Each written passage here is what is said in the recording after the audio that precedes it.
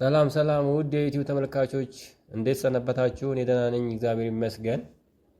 በመጀመሪያ እንኳን ለ2018 ዓመተ ምህረት በሰላም አደረሳችሁ እያለሁ ዛሬ ስለ አንድ አስደናቂ ፍራፍሬ እነግራችኋለሁ። የትም እንዳትሄዱ ቪዲዮውን እስከ መጨረሻ እንድትከታተሉ በአክብሮት ጋብዛለሁ። እርሱም ማንጎ ነው። ይህ ፍሬ እንደ ጣፋጭ ጣዕሙ ሁሉ ብዙ የጤና ጥቅሞች አሉት። ታዲያ ማንጎን ለምን መመገብ እንዳለብን፣ በውስጡ ምን አይነት ንጥረ ነገሮች እንዳሉ እና ለሰውነታችን ምን አይነት አስገራሚ ጥቅሞች እንደሚሰጥ እነግራችኋለሁ።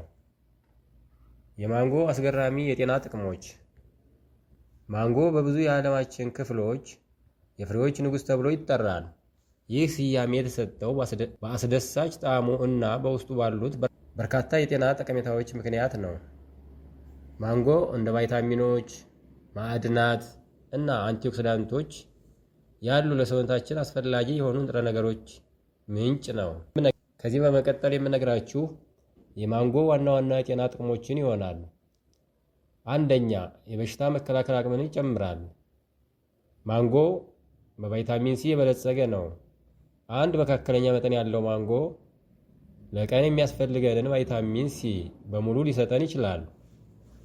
ቫይታሚን ሲ ደግሞ የሰውነት በሽታ መከላከል ስርዓት ወይ ኢሚዩን ሲስተም እንዲጠናከር ያደርጋል። የተለያዩ በሽታዎችንና ኢንፌክሽኖችን ለመከላከል ይረዳል። ሁለተኛ፣ ለዓይን ጤና ጠቃሚ ነው። ማንጎ በቫይታሚን ኤ እና በሌሎች አንቲኦክሲዳንቶች የበለጸገ ነው። ቫይታሚን ኤ ለዓይን ጤና በጣም ወሳኝ ነው። የሌሊት ዕውርነትን ለመከላከልና የዓይን እይታን ለማሻሻል ይረዳል። በማንጎ ውስጥ የሚገኙት ሉቲን እና ዚአክሳቲን የተባሉ ንጥረ ነገሮችም ከፀሐይ ብርሃን በሚመጡ ጎጂ ጨረሮች የሚደርስ ጉዳትን በመቀነስ የዓይንን ጤና ይጠብቃሉ። ሶስተኛ፣ ለቆዳና ለፀጉር ጠቃሚ ነው። የማንጎ ቫይታሚን ሲ እና ቫይታሚን ኤ የቆዳ ጤናን ይጠብቃል። ቫይታሚን ሲ ኮላጅን የተባለውን ለቆዳ ጥንካሬና የመለጠጥ ባህሪ የሚሰጠውን ፕሮቲን እንዲመረት ያግዛል። ይህም ለቆዳ አንጸባራቂነትና የወጣትነት ስሜት እንዲኖረን ይረዳል። ቫይታሚን ኤ ደግሞ ለፀጉር እድገትና ለቆዳ እርጥበት በጣም አስፈላጊ ነው። አራተኛ፣ ማንጎ የሚሰጠን ጥቅም ለልብ ጤና ጠቃሚ ነው። ማንጎ በፖታሽየም እና በማግኒዥየም የበለጸገ ነው።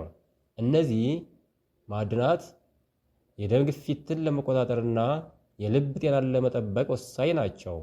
በውስጡ ያሉት ፋይበር እና አንቲኦክሲዳንቶችም መጥፎ ኮሌስትሮልን በመቀነስ የልብ በሽታዎችን ተጋላጭነትን ሁኔታ ለመቀነስ ይረዳሉ። አምስተኛ፣ ማንጎ የሚሰጠን የጤና ጥቅም የምግብ መፈጨትን ያሻሽላል። ማንጎ በፋይበር የበለጸገ በመሆኑ የምግብ መፈጨት ስርዓት ጤናማ እንዲሆን ይረዳል። የሆድ ድርቀትን ለመከላከልና የአንጀት እንቅስቃሴን ለማሻሻልም ይጠቅማል።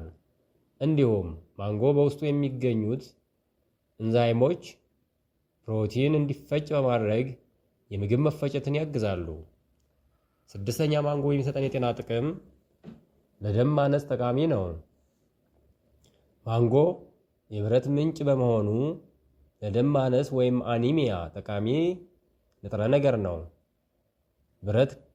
ብረት ደግሞ ቀይ የደም ሴሎች እንዲፈጠሩ ስለሚረዳ ለሰውነት በቂ ኦክስጅን እንዲደርሰው በማድረግ የቀይ የደም ስራችን አስፈላጊውን እንቅስቃሴና ለሰውነታችንን የሚያስፈልገውን አስፈላጊ የሆነ ስራውን እንዲያከናውን ያግዘዋል።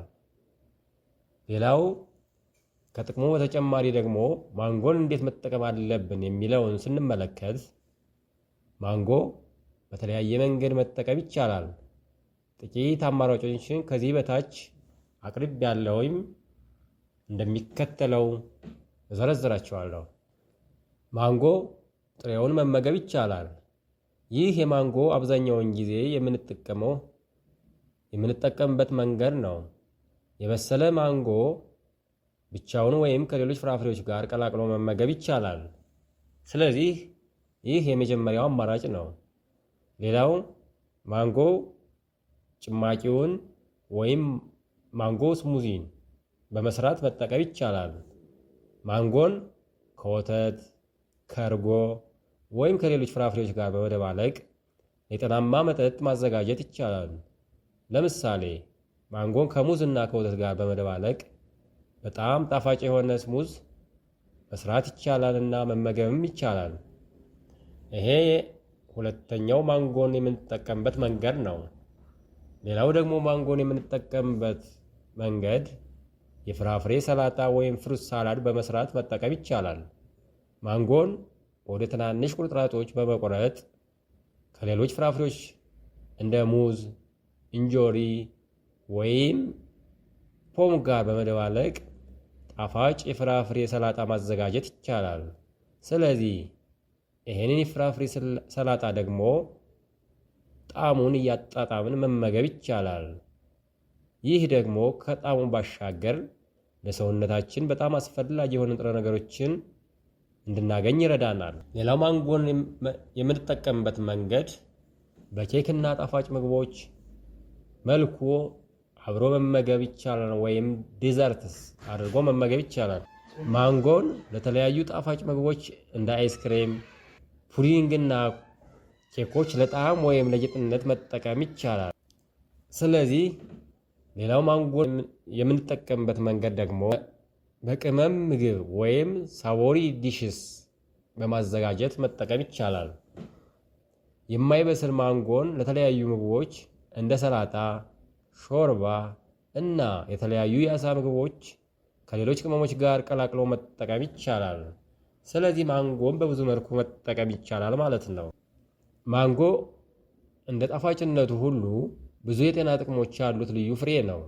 የሰውነትን በሽታ የመከላከል አቅም ከማጠናከር ጀምሮ የልብ ጤናን እስከ መጠበቅ ድረስ ብዙ ጠቀሜታዎች አሉት። ስለዚህ ይህንን አስደናቂ ፍሬ በየአመጋገባችን ውስጥ በማካተት የጤናችንን ሁኔታ ማሻሻል ይቻላል። ውድ አድማጮች፣ ዛሬ ስለ ማንጎ በቂ መረጃ እንዳገኛችሁ ተስፋ አደርጋለሁ። በሚቀጥለው በሌላ ጠቃሚ መረጃ እስከምንገናኝ በቸር ሰንብቱ።